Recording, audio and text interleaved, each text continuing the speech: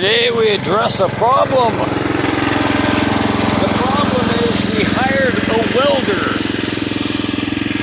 We hired a welder to fix this rototiller handle that was breaking up. It was too weak.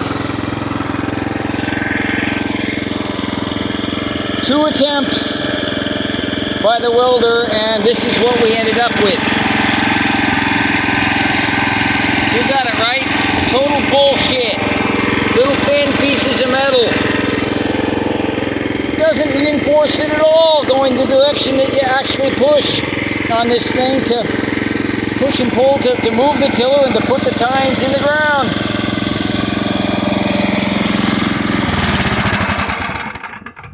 I mean, anyone with common sense can see that, right?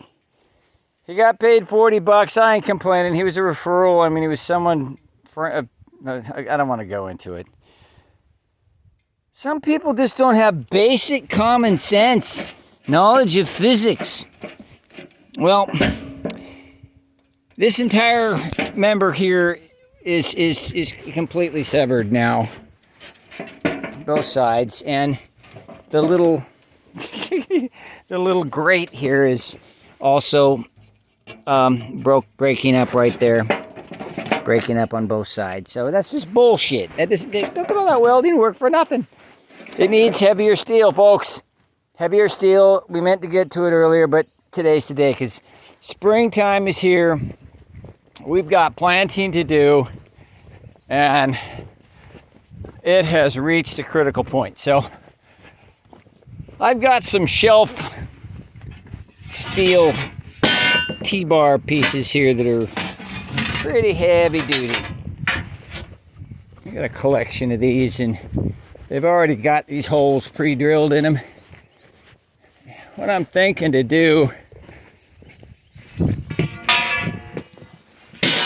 is to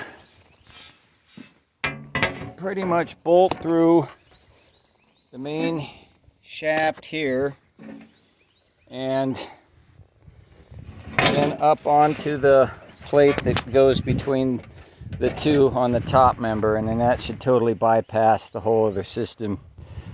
I could further reinforce it with some cross members. I'd like to bolt right down into the chassis down there.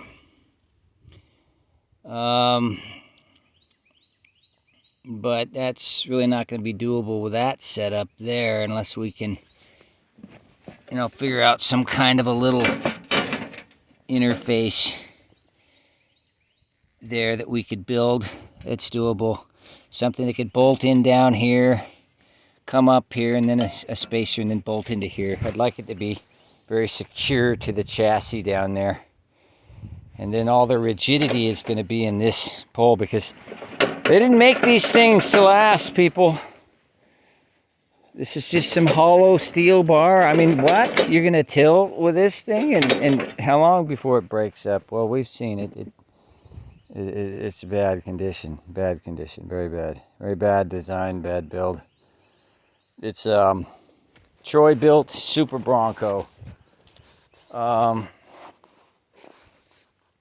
Otherwise, it's pretty reliable. It's starting up and running. All right. I'm going to get to work on this, folks. I got cutting and drilling and fitting to do, and see if I got all the bolts and nuts I need. I should from some other project material. We'll see how it goes.